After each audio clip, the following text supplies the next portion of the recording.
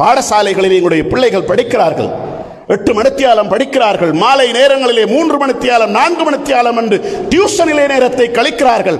போதாக்கரைக்கு night class என்று இரவு பகலாக கிளாஸ் நடக்கிறது. நான் இந்த புள்ள குர்ஆன் ஓதுறதுக்கு என்ன சந்தர்ப்பத்தை நாம் ஏற்படுத்தி கொடுத்தோம் என்ற விடயத்துக்கு கேள்வி கேட்டால் அந்த கேள்விக்கு நமக்கு விடையில்லாத சமுதாயமாக இருக்கிறோம். இன்னைக்கு குர்ஆன் மதரசாக்களை நடத்த முடியாது. குர்ஆன் நடத்துகிறா ஆசிரியர்கிட்ட கேட்டது நடத்தேலா என்ன புள்ள வந்த பாட்டிலே திரும்ப விடக்கிறது டியூஷனுக்கு போகிறது. அதுக்கு முளைக்கக்குள்ளேயே டியூஷன், நேசரியில் டியூஷன், 1ஆம் ஆண்டில் டியூஷன், 2ஆம் ஆண்டில் டியூஷன், 3ஆம் ஆண்டில் டியூஷன், கடைசியில் டியூஷன் டியூஷன் டியூஷன் என்று முழுமையாக அதற்குள்ளே பிள்ளைகள் இணைத்துக் கொள்ளப்படுகிறார்கள். குர்ஆன் ஓதுறது தெரியாது. ஒரு பிள்ளை 1ஆம் ஆண்டில் 2ஆம் ஆண்டில் 3ஆம் ஆண்டில் குர்ஆனை கற்றுக்கொள்ளவில்லை என்றால் அதுக்கப்புறம் படிக்காது. நாங்கள் ஸ்காலர்ஷிப் என்ற அந்த கலாச்சாரத்தின் காரணமாக 3ஆம் ஆண்டிலிருந்து எங்களுடைய பிள்ளைகள் பிஸியாக்கப்படுகிறார்கள். டியூஷன் கலாச்சாரத்துக்குள்ளே முழுமையாக உள்வாங்கப்படுகிறார்கள். 3ஆம் ஆண்டில் இருந்து 4ஆம் ஆண்டில் இருந்து பிள்ளை குர்ஆன் ஓதல்ல. 5ஆம் ஆண்டு அவன் ஸ்காலர்ஷிப்பில் இருந்த பெரிய ஆள் திரும்ப பிள்ளையோடு சேர்ந்து குர்ஆன் ஓத வரமாட்டார்.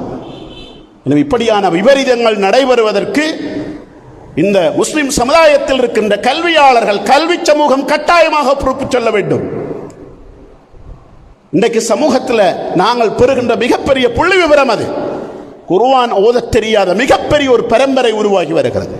எனவே இந்த பரம்பரைகளை பள்ளிவாசல்களோடு தொடர்படுத்தி வைக்கின்ற, பள்ளிவாசலோடு நெருக்கமான உறவுகளை ஏற்படுத்துகின்ற, குர்ஆனை கற்றுக்கொள்வதற்கான வாய்ப்புகளை சந்தர்ப்பங்களை ஏற்படுத்துகின்ற உத்திகளையும் வழிமுறைகளையும் கையாண்டு அவர்களை இந்த சமூகத்தோடு தொடர்பாக வச்சுக்கொள்ள வேண்டிய பாரிய பொறுப்பும் கடமையும் பள்ளிவாசல் நிர்வாகிகளுக்கும் பெற்றோர்களுக்கும் மற்றவர்களுக்கும் இருக்கிறது என்பதை நான் இந்த இடத்திலே நினைவுபடுத்த விரும்புகின்றேன்.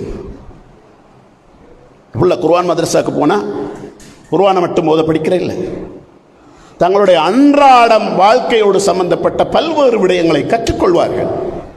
ஆனால் அன்றைக்கு நிறைய பிள்ளைகள்கிட்ட அந்த அறிவும் இல்லை. நான் சொன்ன அந்த நேர்முகைக்கு பரீட்சைக்கு வந்த பிள்ளைகள் 40 பேரில் 30 பேருக்கு அத்தஹியாத்து தெரியாது.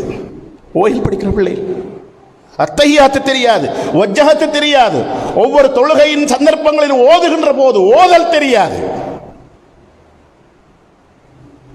இப்படியான பிறழ்வான சூழ்நிலைக்கு இன்றைய கல்வி சூழலில் நாம் எல்லோரும் பொறுப்புடையவர்களாக இருக்கிறோம்.